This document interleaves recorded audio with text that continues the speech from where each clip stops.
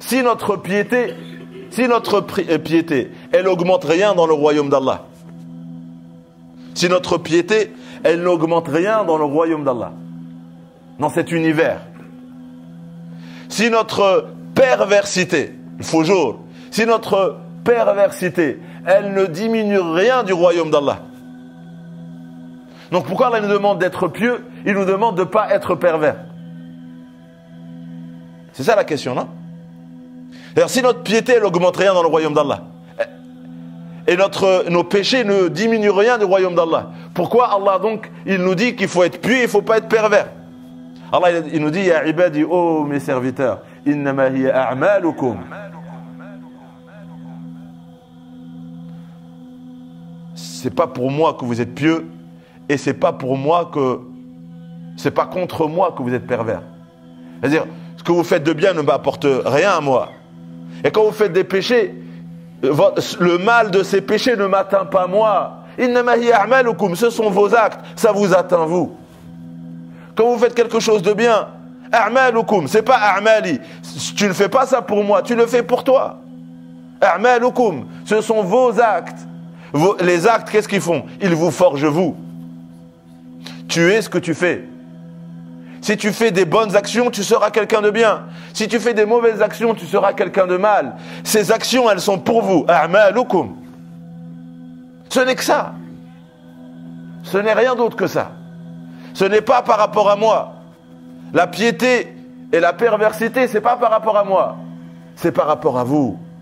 Je vous ai créé et vos actes vous apporteront du bien, vous apporteront du mal. Et moi, tout ce qui vous fait du mal, je vous l'ai montré. Parce que ça vous apportera du mal. Et tout ce qui peut vous apporter du bien, je vous l'ai montré. Ce bien, il est pour vous. Et le mal, il est contre vous. Innama hiya a'malukum uhsiha lakum. Et moi, vos actes, je les...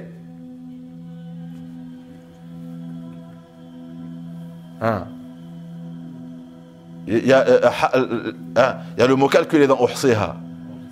Enregistré, mais c'est des quantités, il y a des chiffres dedans. Le mot il est précis aussi en arabe. Uhsiha, c'est pas juste, parce que aktubuha c'est écrire. Ahfaduha c'est. Mais uhsiha, il y a aussi une quantité. Une bonne action, c'est un chiffre. Un péché, c'est un chiffre. Donc tout est enregistré et tout est calculé.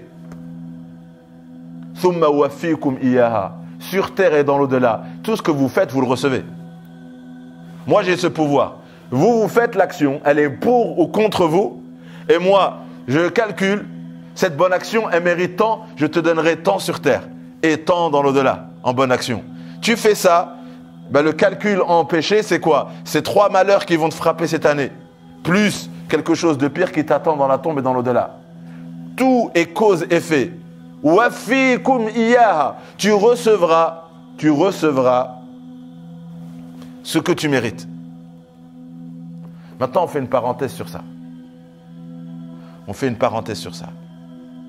Parce que le hadith, il dit quoi? Faman wajada khayran falyahmadillah. Quand Allah te donne le salaire dans cette vie, tu dis Alhamdulillah. Quand Allah te donnera le salaire là-bas, quand il te donnera le paradis, quand il y aura le paradis, tout le monde dira Alhamdulillah.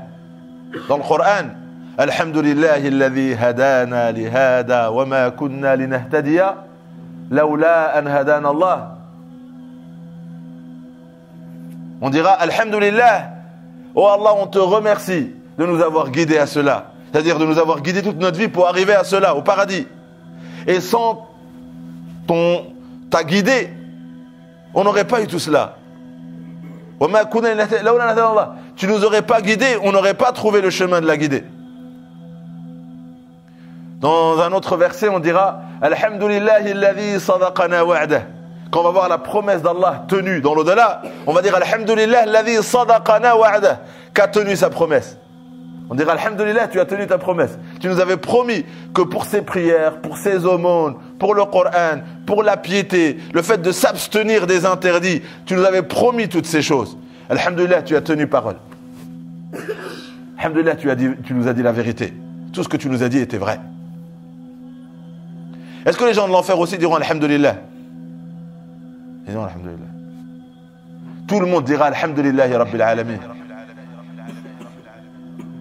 Parce que aller en enfer à cause d'un juge injuste, c'est pas comme aller en enfer par le décret d'un juge juste. Tout le monde reconnaîtra la justice d'Allah. Tout le monde reconnaîtra qu'Allah a envoyé des signes sur terre. Allah, il a tout fait pour nous préparer à ça. Rappelez-vous l'exemple qu'on peut donner et qui est plus proche.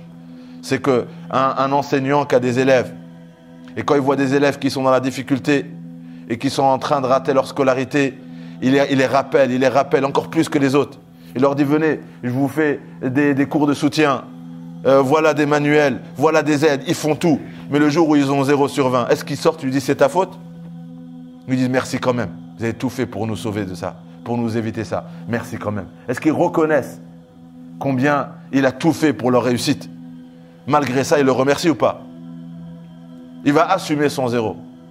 Quand l'enseignant il a tout fait pour lui épargner ça, est-ce qu'en sortant, il va lui dire merci quand même? Tout le monde dira merci, même ceux qui iront en enfer. Même ceux qui iront en enfer. Le Coran dit waqil alhamd, tout le monde dira alhamdulillahi rabbil alamin. On ne va pas là-bas à cause d'une injustice.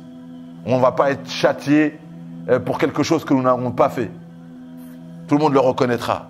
Tout le monde le reconnaîtra. C'est ça le hasra. Le hasra, il y aura juste un regret.